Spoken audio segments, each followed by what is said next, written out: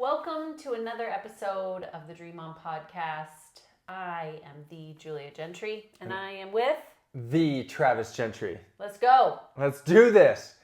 Let's do this. So every time we start out with a question that we get to ask each other, it's not rehearsed, it's just off the cuff. Julia actually caught me off the cuff of saying it's your turn to ask you the questions. So I'm going to ask, the question that comes to my mind is, why do you do what you do? In what way? With your business and the Dream I Dare You and everything that you do business-wise, why do you do that? I can't not. And there you have it. She can't not. Join us for another episode. Why can't you? What is it about it that you can't not? Oh. That is... I mean, it's so easy for you. Mm-hmm. Oh man, this is stumping me because again, if you had asked me that question and in this last decade, because it's all been building, so it wasn't like I just woke up one day and was like, oh, I think I have this great idea that I'm going to go do this thing. So I think I'll just answer just from the truly where I am today is I actually feel like I was called to do it. I feel like I was put on the planet with this message on the inside of me, and God knew that I'd be crazy, brilliant, bold enough to do it. So I actually feel like when I get up, it's like a calling. Yeah. You cannot. I can't not. And I jokingly say it's easy because it's not easy. No. But it's what pushes you through the times that is hard. Mm-hmm.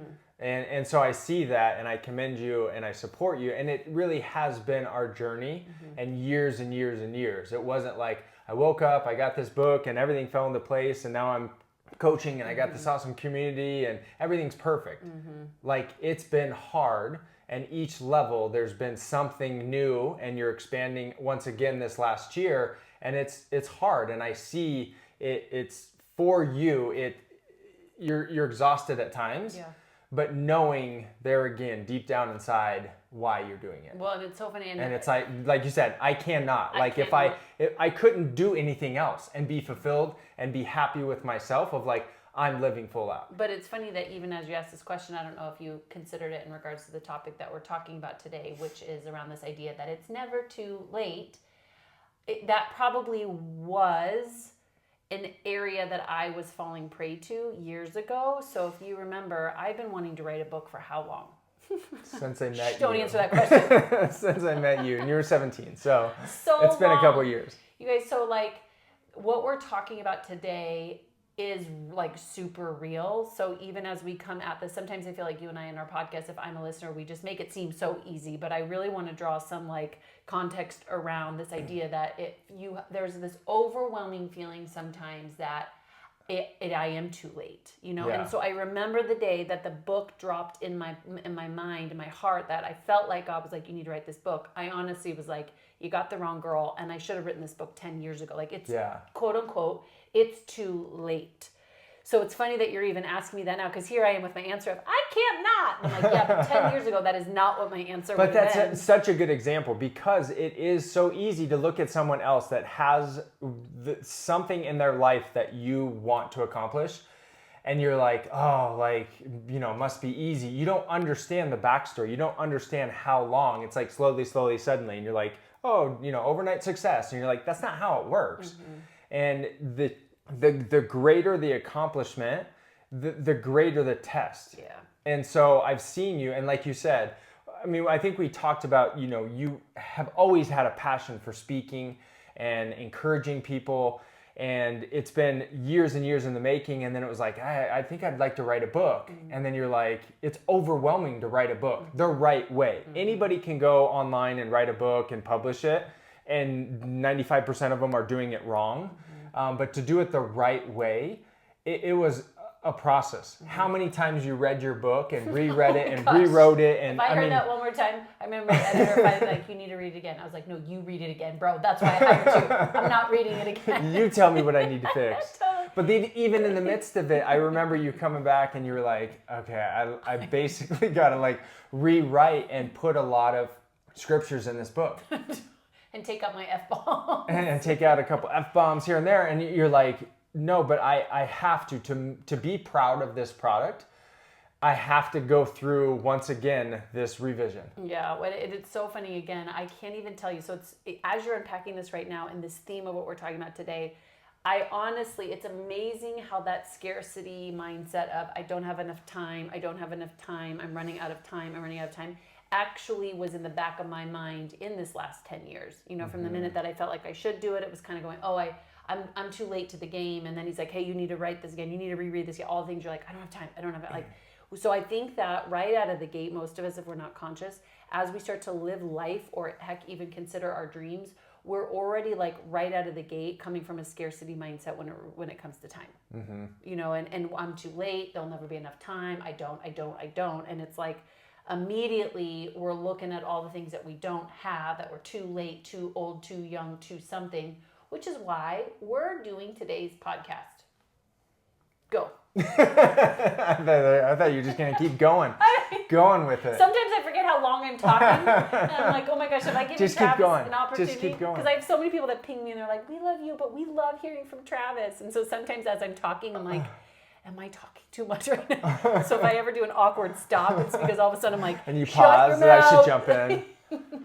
Yeah, no, I love this topic. I absolutely love it because it's so easy for us to get caught up in I don't have enough time, or one of the things I hear so often is, oh, you know, you guys, you're so busy, or you're too busy for that. And I actually stop people. I had someone say this about a week ago, and they're like, oh, I would love to get together with you, but you're probably too busy. And I stopped them. I said, no, we're not. Like, we're not. We choose what we do, and we always have space for the things that are important. So you get done in life what is a priority and what is important to you.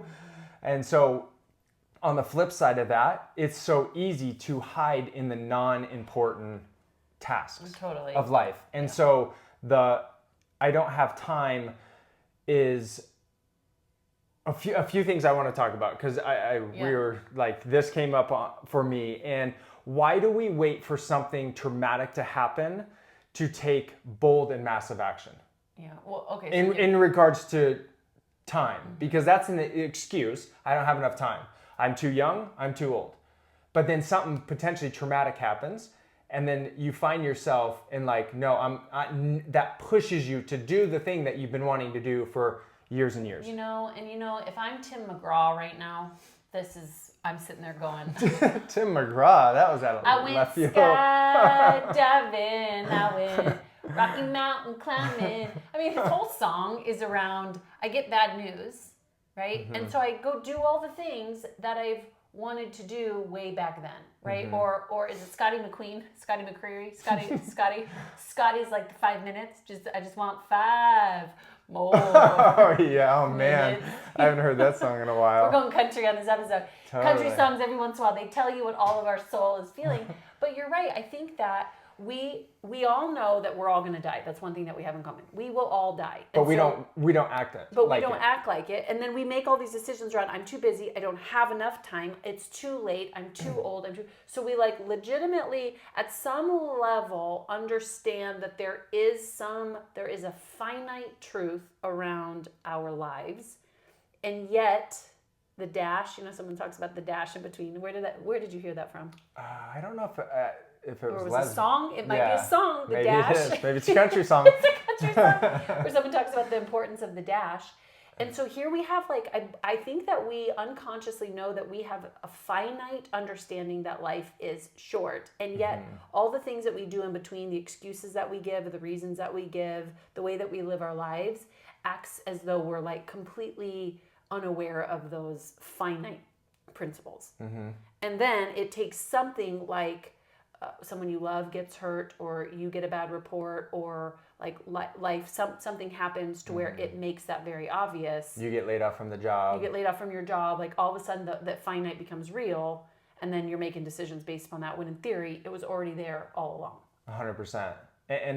And there again, it comes back to like sometimes life happens for you, and we've said that in a few different podcasts. I think Tony Robbins says it. It's how does he say it? It's never, life doesn't happen to you, it always happens for you. Yeah, and it's so, I think about that all the time, because if something bad happens or something, pops up where it challenges me, I'm like, okay, what is the good that can come out of it? Yeah. And how do I grow from this experience?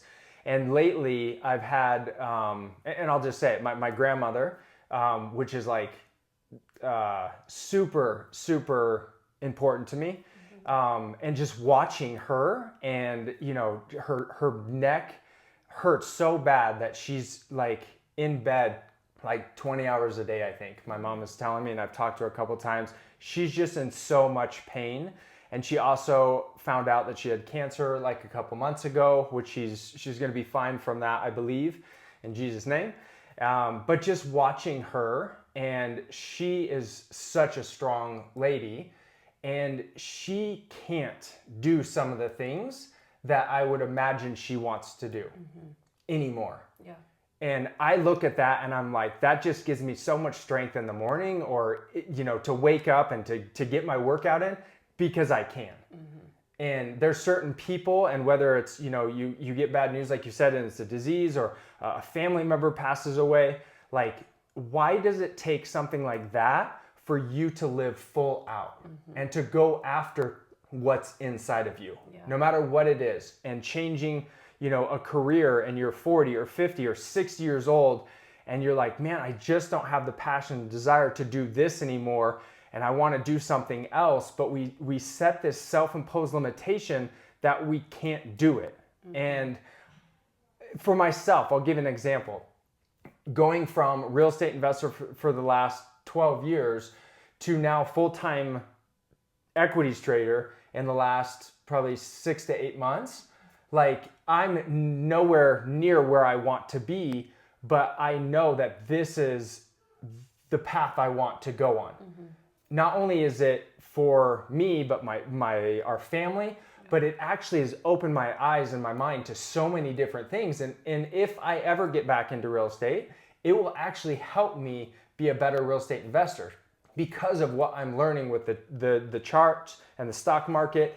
It is a lagging and leading indicator of where we're at and where we're going as an economy, because I look at so many different charts. It doesn't matter. I trade everything. So I look at, from listening to Jerome Powell and the interest rates, which affects real estate, to looking at different commodities, to the car industries. Like, I can see what's going on and where we're headed, and it gives me better bird's eye view of the world, and it, I believe, is making me just a better person. It's weird, but stock trading actually, it gives me the flexibility and the freedom to be more present, be here with the kids even more. Financially, I will make more doing this in the foreseeable future than I ever did in real estate. And this isn't even a commercial for stock trading. If it was, we have an affiliate link where you can click on the link and learn more. Stock trading will make you a better person. Click on the link below. This has nothing to do with it. What I want to share with you is that it's never, the whole point of this podcast, it's never too late. Like, I'm 42 years old, and I just switched from doing real estate investing for full time, basically, for the last 12 years into a totally different industry. And I'm drinking out of a fire hose, but I'm more excited, more passionate than I ever have been, because I'm doing something that like brings me life, as opposed to sticking in something that wasn't fulfilling me anymore. Yeah, but I think so. This is the key. So even as you had thrown out this idea, this topic, and you had said, what is it about us as people that causes us to have something horrendous to happen to motivate us to move? Well, I think that the reality is that we as people are motivated by two things: pain or pleasure, right? Either, right, and oftentimes I notice that pain will get us out of bed in the morning, right? I'm angry at someone, or I hate my past, or I've got my daddy issues, or I will prove them wrong, or whatever it is, like that will get us out of bed in the morning. But what keeps us going all day long is that pleasure, vision, purpose, joy, right? Something to live for. And so what's interesting, and why I think this is, but where a lot of us get stuck, is just in the pain and the negativity, right? So even if we think about our excuses around, I'm too busy, I don't have time, it's too late, I'm too old, that is such a scarcity mindset. It's not reality. It's a scarcity mindset. So even when you said that everything changed, when you start going, hey, what's the opportunity here? What's the upgrade? That this is happening for me. It was a shift in a mindset. It wasn't a shift in circumstances. And so I think where people like totally get this discombobulated and they do all this personal growth is that personal growth doesn't change the outside world, it changes the inside world. And we like the idea of a better world around us, but what the world around us needs is a better person within us, right? And so I think what you're talking about in my mind is this, it's not a shift of circumstances, it's a shift of mindset. And at first it's putting our attention on something bigger than ourselves to live for. Right? That's why people say all the time, well, I don't have time to chase my dreams. You don't not. Right? 100%. Like, yeah. And Mallory said this was what my best friend who I wrote the book about, who was killed in a car accident, 17 years old, on a missions trip. Like, who does that happen to? Right? Like, to give context right out of the gate, she says, her quote, one of the final journal entries in her book is, oh my gosh, let me say this a different way. I'm so excited. I can't even stand. I love it. Bring oh my it. gosh. Here Bring we go. it. Let's keep going. Let's bring going. I love the energy. She says, in her final journal entry, which I wrote in my book, Just go with it. Start talking in tongues or whatever you need to do. She said, just let it go. She says, dream as if you'll live forever, live as if you'll die tomorrow. And that has so resonated because I think the idea here is like, we are to dream as though we will live forever because again, when we are believers, we're eternal beings, right? This is just a small blip on the radar for an eternal forever, right? So we're supposed to be dreaming heaven's dreams for our lives as though we live forever, because we do. And then today, I need to actually live my life as though I'm going to die tomorrow, because the reality is I might. And so it's this juxtaposition between having these big dreams that heaven's dreaming over my life and over the planet, and also walking in urgency, right? And to your point, not hiding behind busy or distractions, because I have a responsibility to live my day today, the only one that I have, well. Yep. And I think that's a hard juxtaposition. Yes. And what you're saying is what I do and what I'm doing. I want to bring it back real quick to the stocks. By the way, click on the link below because we have plenty of affiliate links to there make you a better person by stock trading. People are scrolling. They're like, "Where's that link?" Keep looking. It's there. It's not. It's not. So what I'm passionate about with what I'm doing is not for me. And so like what you said at the beginning of writing this book and what you do with the coaching and the community and everything is you can't not, because you have something that you know people need or want. And I know what I'm doing is I'm preparing and equipping myself to be able to serve more people than I ever have before. I'm not ready yet, but I know with this knowledge base, I can help out one and set up our family the way I never thought I could, but two, my extended family and friends and people I don't even know, that I can help them create financial freedom. Not only in what I'm doing now, but like I said, it relates to real estate, relates to everything. So now through this process of doing real estate for 10 to 12 years as an investor, and then now going into equity trading, like those two combinations and a few other things that I'm working on, I'm so passionate about. Like, I cannot not do this. One, because it helps us, but two, I know what I can help so many more people in the future with this skill that I'm acquiring. Which is amazing. But I think, okay, so love that. That's why you should all do this. But walk back to the moment, right, before you make that jump, before you can now see that vision, right, of what's possible here. And that like really weird liminal space between, okay, I'm going to let this go, like, it's too late. I'm too old. I'm too young. I'm too something. We all would fill in something there. I'm too broke. You don't know my past. You don't know my circumstances. You don't know my current job. You don't know where I live. You don't know the state of the economy. You don't know my financial situation. We would all put something in there. How do you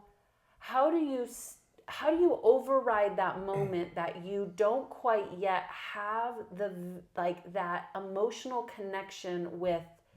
It's bigger than me, and the dream and the possibilities and the opportunity and the reality of I am old and I have no money in the bank and I don't know anything about stock trading and I have kids to feed, and How did you do that, or what would you tell someone who's experiencing that? Well, I think it first come to the realization that you need to make a change, and there's an underlying desire and hunger, because this has happened a couple times in my life.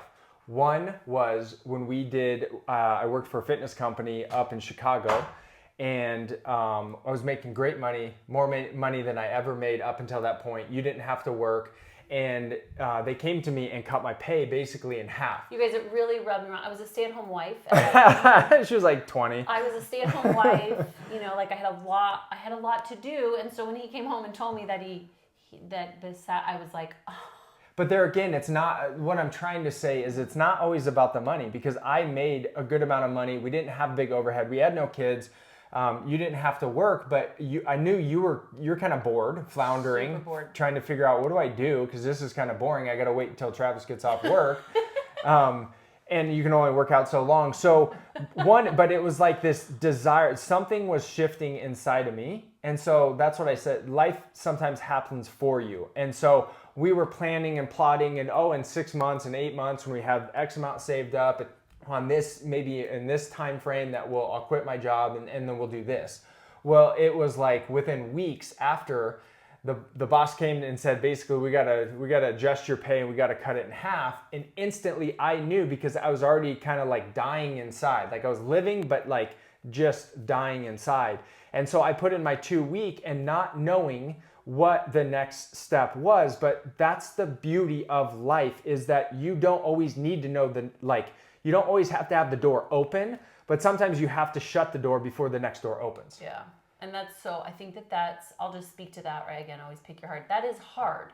So, but all of those situations are hard. It's so hard to shut the door when the next one's not in front of you, right? It's even in psychology, the term is liminal space, right? I've let go of something that I've had forever, but I haven't yet grabbed onto the revelation, right? Or sometimes you do. You actually get to see that gap isn't as wide. Mm-hmm. But I think you said something that's interesting, is that like we're living, but we aren't actually alive. And I think it comes down to realizing I want to live my life alive.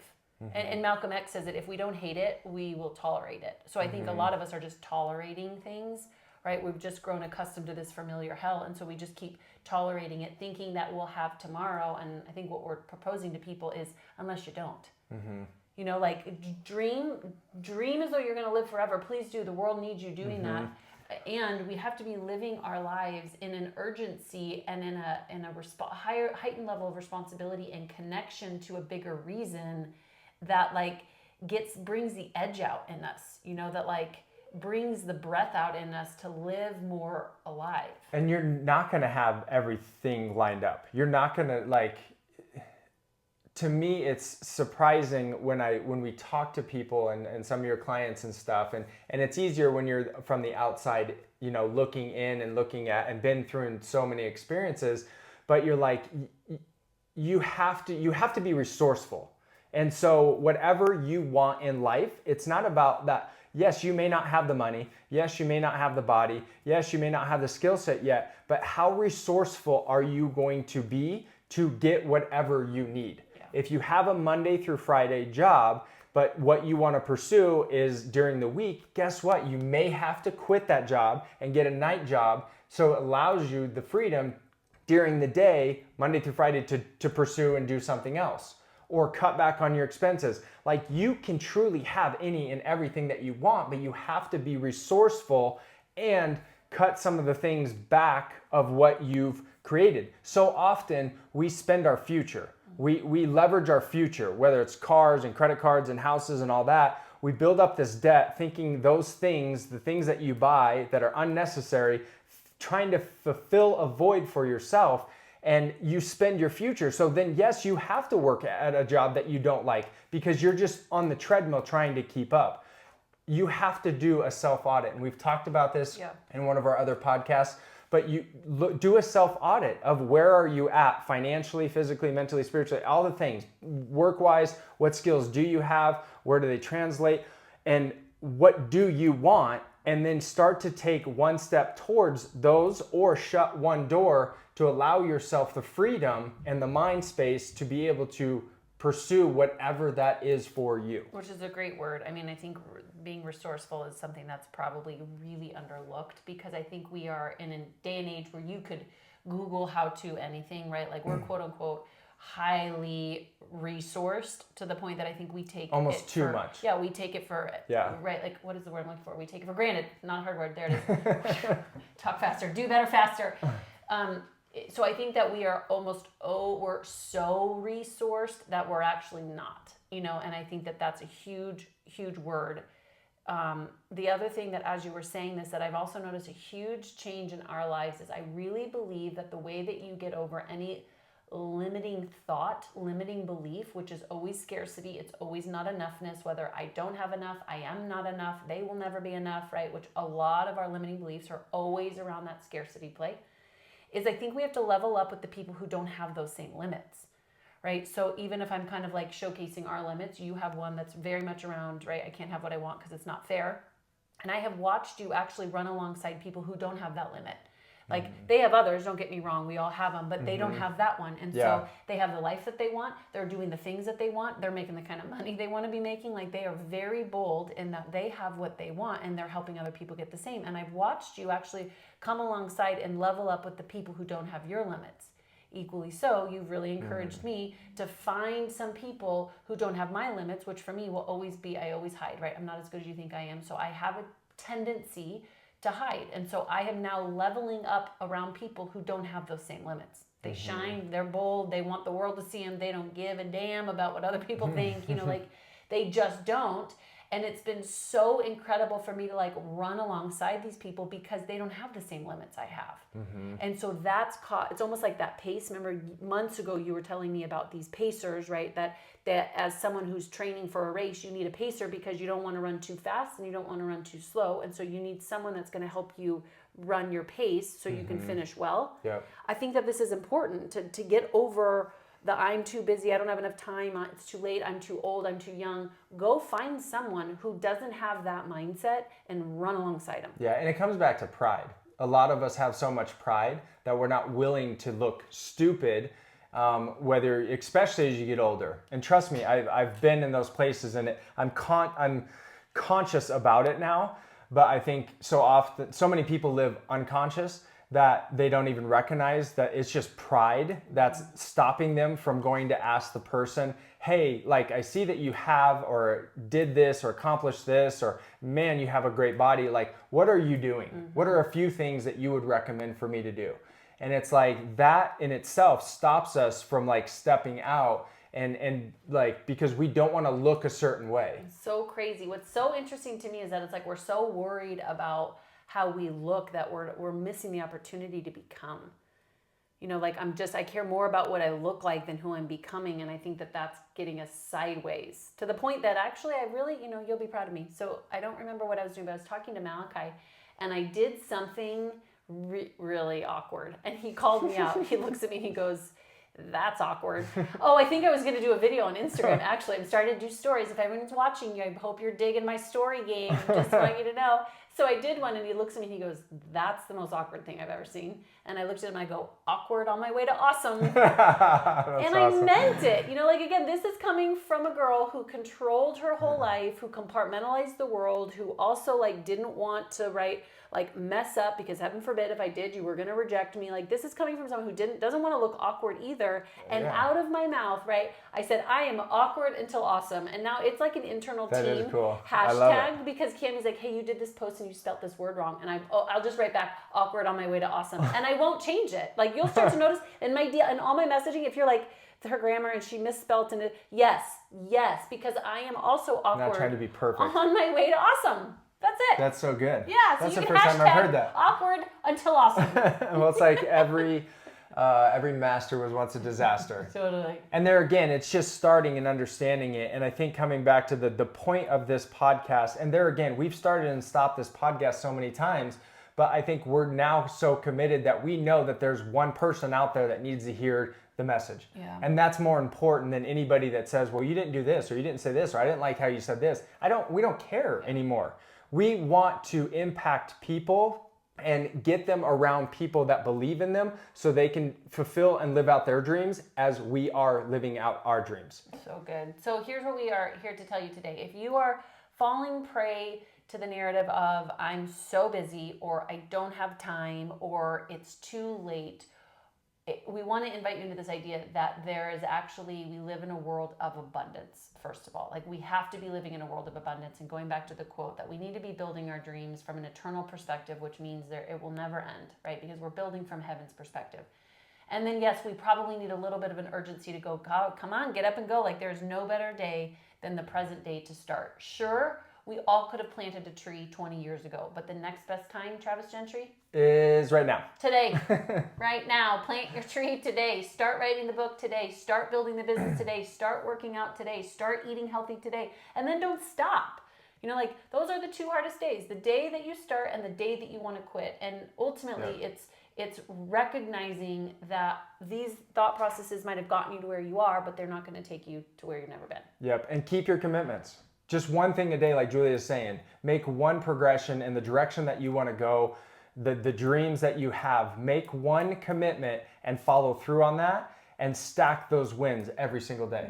And we will follow you on that. If you go to dreamers.community, there's a link to join our Facebook group. We honestly, every single day, people are posting their small wins towards their dreams because it's important, right? I think we've gotten away from the micro decisions matter. We're all looking at these big macro decisions, right? Like, I don't have a bigger business. I'm not making all this money. I don't have the best body, blah, blah, blah. Like, nobody cares, right? Outside of you. But the idea here is that these small wins along the way, to Travis's point, when I do these little things that actually start to build confidence and trust, matters not only to you, but to the right community. So you join our community and you also get to post your wins, which is just super cool. That's right. Stack your wins. Keep your commitments to yourself. And remember, it's never too late. Until next time, dream on.